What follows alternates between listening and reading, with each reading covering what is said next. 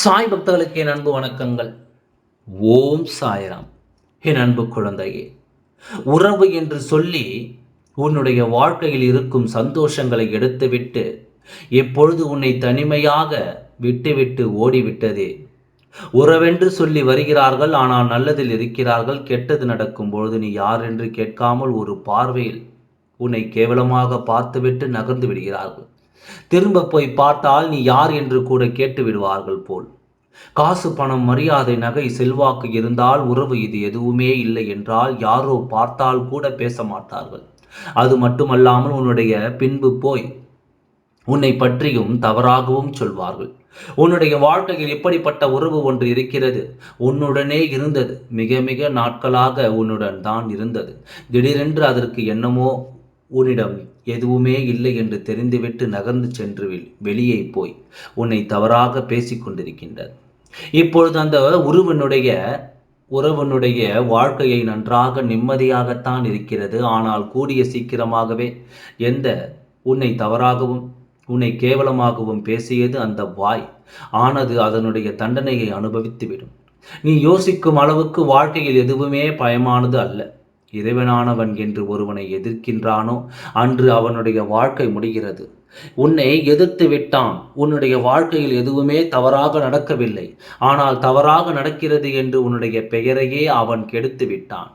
அவனுடைய வாழ்க்கையில் அவன் எப்படி சந்தோஷமாக இருக்க முடியும்? இப்படியே இந்த சாய் நான் இருக்கவும் விடமாட்டேன்.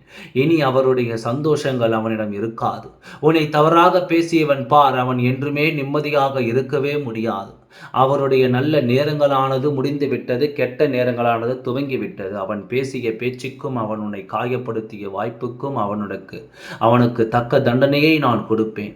அதனால் உன்னுடைய வாழ்க்கையை கெடுத்தவன் நன்றாக இருக்கிறான் என்று நினைக்காதே. சீக்கிரமாகவே அவனுடைய வாழ்க்கையில் என்னென்ன நடக்கப் போகிறது என்பதை உன் கண் குளிர நீயே பார்ப்பாய்.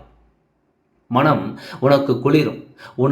உன்னை இப்படி பேசியவன் எப்படி குழந்தையே வாழ்க்கையில் நிம்மதியாக இருக்க முடியும்? நான் இருக்கின்றேன் அல்லவா? உன்னுடைய வாழ்க்கையில் என்னென்ன செய்யலாம், என்னென்ன செய்யக்கூடாது என்று என் குழந்தையை தப்பாக பேசினால் அவனை நான் எந்த ஒரு நாளும் சும்மாவே விடமாட்டேன். நீ நிம்மதியாக இரு. உனக்காக நான் என்னாலும் குரல் கொடுத்து கொண்டு சந்தோஷமாக உன்னை வாழ வைத்து கொண்டே இருப்பேன். என்னாலும் உன்னுடன் இருந்து கொண்டே இருப்பேன். சிலர் பின் பேசுவார்கள், சிலர் பேசாமல் விடுவார்கள். சிலர் என்ன தெரியுமா செய்வார்கள்? கிடைத்ததுதான் வாய்ப்பு என்று தெரிந்து கொண்டு பேசிக்கொண்டே இருப்பார்கள். ஒருவன் கேவலமாக போய்விட்டான் என்று தெரிந்தால் அவனை பார்த்து பின் ஏதாவது அவன் வாழ்க்கையில் நடந்தே இருக்காது. ஒரு சம்பவம், அதையெல்லாம் அவர்கள் கதையாக கோர்த்து பேசுவார்கள். யார் எது வேண்டுமானாலும் பேசட்டும், ஆனாலும் பழி வேண்டுமானாலும் சுமத்தி விட்டு போகட்டும். எது உண்மை எது பொய் என்பது படைத்த எனக்கு தெரியும்.